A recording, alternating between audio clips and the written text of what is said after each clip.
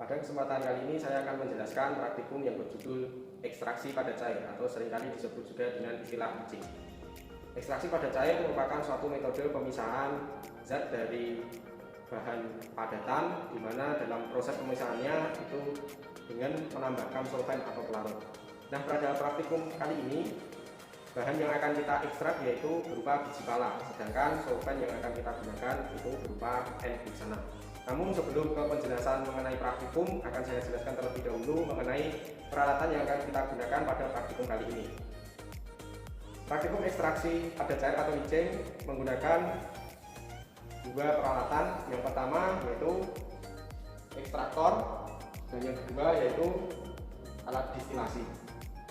Nah, kita mulai dulu untuk penjelasan bagian-bagian dari alat ekstraktornya. Yang pertama, di bagian paling bawah ini ada kompor listrik, kemudian labu alas bulat, kemudian soklet, yaitu sebagai tempat sampel yang mana nanti akan terjadi proses ekstraksi di dalam soklet ini. Kemudian yang paling ujung atas ini adalah kondenser atau pendinginnya. Kemudian untuk yang alat distilasi, di sebelah sini ada kompor listrik, kemudian labu leher 3 yang dilengkapi dengan sumber karet dan sumber karet dengan termometer. Kemudian di sebelah atasnya ini adalah steel head. Kemudian sebelah kanannya ini berupa kondenser atau pendingin, dan yang paling ujung ini adalah adapter untuk menghubungkan pendingin dengan beker glass atau elemen yang nanti akan kita taruh di sini. Nah, selanjutnya akan saya jelaskan mengenai prosedur praktikum ekstraksi. Yang pertama, haluskan bahan terlebih dahulu, di mana bahan atau sampel yang kita gunakan itu adalah biji pala yang masih dalam bentuk biji-bijian, sehingga perlu dihaluskan terlebih dahulu menggunakan pastel dan mortar. Kemudian setelah bahan itu ditumbuk dan halus, kemudian ditimbang sebanyak 15 gram. Nah, sampel sebanyak 15 gram ini tadi kemudian kita bungkus menggunakan kertas saring, di mana kertas saring ini nanti akan kita bentuk menjadi sebuah selongsong dengan menggunakan bantuan pipa paralon. Kemudian di sebelah ujung atas kita tutup, kita lipat kertas saringnya dan pastikan tidak bocor atau pastikan rapat. Kemudian kita balik, lalu kita masukkan kapas di dalamnya. Dengan menggunakan bantuan batang pengaduk, kita dorong kapas tersebut sehingga sampai di dasar dari selongsong yang kita buat. Nah, misalkan ini sampel yang sudah kita siapkan sebanyak 15 gram yang sudah halus, kemudian kita masukkan ke sini. Nah, lalu kita tutup dengan melipat kertas saringnya seperti ini. Dan pastikan sampel yang kita siapkan, yang kita bungkus dengan kertas saring ini, tingginya tidak boleh melebihi dari pipa di sebelah ini, yang mana ini namanya adalah pipa sifon. Mengapa tidak boleh melebihi ketinggian pipa sifon? Karena nanti sampel bisa tidak tercelup, sehingga proses ekstraksi menjadi kurang efektif dan kurang maksimal. Nah, untuk memasukkannya, yang pertama kita lepas terlebih dahulu kondenser yang berada di atas soklet. Kemudian kita masukkan sampel yang sudah kita bungkus dengan kertas saring tadi. Kemudian kita dorong ke bawah menggunakan bantuan batang pengaduk. Nah, selanjutnya yaitu kita tambahkan solvent, di mana solvent yang kita gunakan adalah N-hexana. Nah, solvent yang kita butuhkan yaitu sebanyak 150 ml. Nah, ini N-hexana yang kita gunakan sebagai solvent. Nah, nanti diukur sebanyak kurang lebih 150 ml. Nah, misalkan sudah kita ukur sebanyak 150 ml, selanjutnya solvent ini kita masukkan melewati atas dari soklet ini seperti ini, sehingga nanti solvent akan membasahi dari sampel yang sudah terbungkus oleh kertas saring tersebut. Kemudian nanti ketika penuh otomatis akan turun ke bawah karena pipa sifon ini tersambung dengan bagian dalam ini, dimana prinsipnya seperti bejana berhubungan. Setelah kita tambahkan, kemudian kita tutup di bagian atas, dan jangan lupa untuk setiap sambungan kita berikan vaselin terlebih dahulu. Nah, ini tadi sudah saya berikan vaselin. Nah, fungsinya vaselin itu adalah supaya setiap sambungan itu lebih rapat, sehingga mencegah uap untuk keluar dari sistem atau dari alat. Selain itu juga untuk mempermudah ketika pencopotan nantinya. Nah, kemudian kompor listrik dihidupkan dan tekan tombol di sebelah kiri kompor, kemudian diatur suhunya yaitu kurang lebih 80 sampai 90 derajat Celcius dengan menggunakan tombol di sini. Ketika dipanasi, di sana lama-kelamaan akan menguap, kemudian naik melewati pipa di sebelah sini, kemudian naik menuju ke kondenser. Nah, di kondenser ini terjadi perubahan fase di mana uap akan terkondensasi sehingga kembali lagi menjadi bentuk cair, kemudian membasahi kembali dan merendam dari sampel yang sudah kita bungkus dengan kertas saring ini. Nah, disinilah terjadi proses ekstraksi yang mana Iksan akan mengambil minyak dari pala. Kemudian ketika sudah penuh, maka akan turun ke bawah lagi menuju ke tabung leher 3. Nah, pada proses inilah atau fenomena inilah dikenal sebagai satu siklus atau satu sirkulasi. Nah, adapun untuk proses yang kita lakukan di laboratorium ini cukup dengan 5 kali siklus atau 5 kali sirkulasi. Nah, setelah mencapai 5 siklus atau 5 sirkulasi, selanjutnya kita stop proses ekstraksi dengan mengecilkan suhu, kemudian kita matikan kompor seperti itu. Nah, selanjutnya kita tunggu hingga agak dingin sehingga nanti memudahkan kita untuk mengambil dari larutan Iksan yang sudah mengekstrak minyak pala.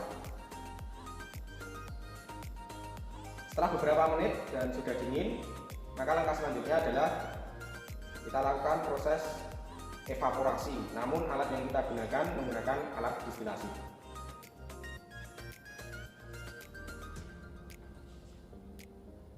Nah, alat kita copot terlebih dahulu satu persatu mulai dari pendingin, kemudian soplet,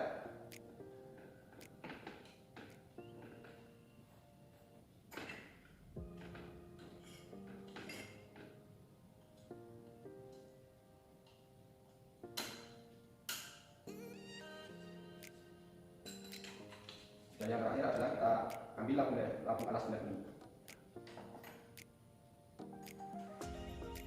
Nah, nantinya di dalam labu alas bulat ini kita dapatkan Iksana yang sudah mengekstrak minyak pala tersebut. Proses selanjutnya yaitu proses evaporasi, namun alat yang digunakan merupakan alat distilasi. Nah, Iksana yang sudah mengambil ekstrak minyak, selanjutnya kita lakukan proses pemekatan menggunakan alat distilasi, di mana kita masukkan sampel lewat sebelah sini, kita masukkan, kemudian kita tutup kembali. Nah, setelah itu kita hidupkan kompor, lalu kita set suhu sekitar 80 hingga 90 derajat Celcius. Jadi suhu yang kita set yaitu di atas dari titik didih Iksana, di mana titik didih Iksana itu kurang lebih 69 derajat Celcius, sehingga kita set 80 sampai 90 derajat Celcius. Ketika sudah terjadi proses pemanasan, maka Iksana akan menguap melewati sini, kemudian menuju ke kondenser. Nah, di kondenser akan terjadi proses kondensasi, kemudian Iksana uap akan berubah menjadi cair kembali dan akan menetes lewat sebelah sini, yang mana di sini kita letakkan beker untuk menampung dari kondensasi Iksana. Proses dianggap selesai apabila sudah tidak ada Iksana yang menguap kembali.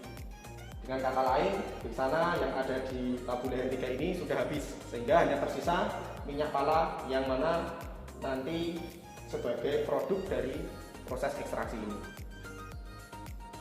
Ketika sudah selesai, maka kita kecilkan kompor, kemudian kita matikan.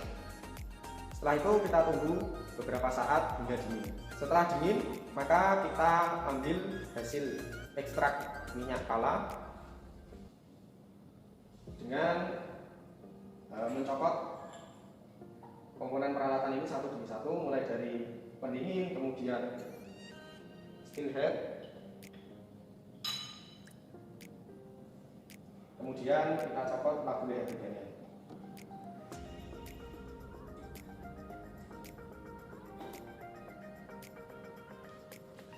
Nah, nantinya produk yang kita dapatkan berupa minyak pala akan diperoleh di dalam label H3 ini. Selanjutnya kita tuang ke dalam beker gelas. Nah, seperti ini.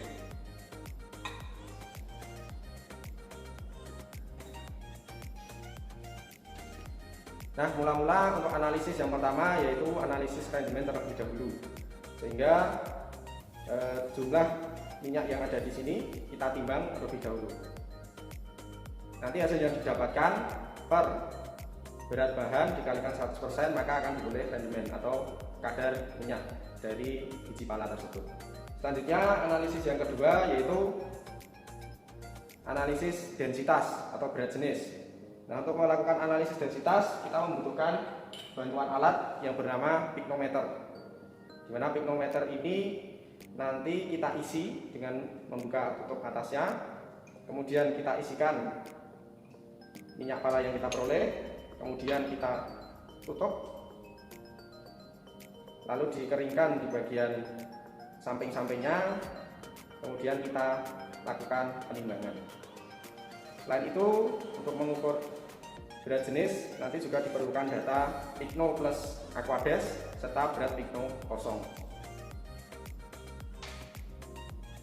Kemudian analisis yang terakhir yaitu indeks bias, di mana kita gunakan alat yang bernama refraktometer. Dan nanti sampel yang kita dapatkan diteteskan ke dalam alat tersebut, kemudian kita baca indeks bias yang ditampilkan oleh alat.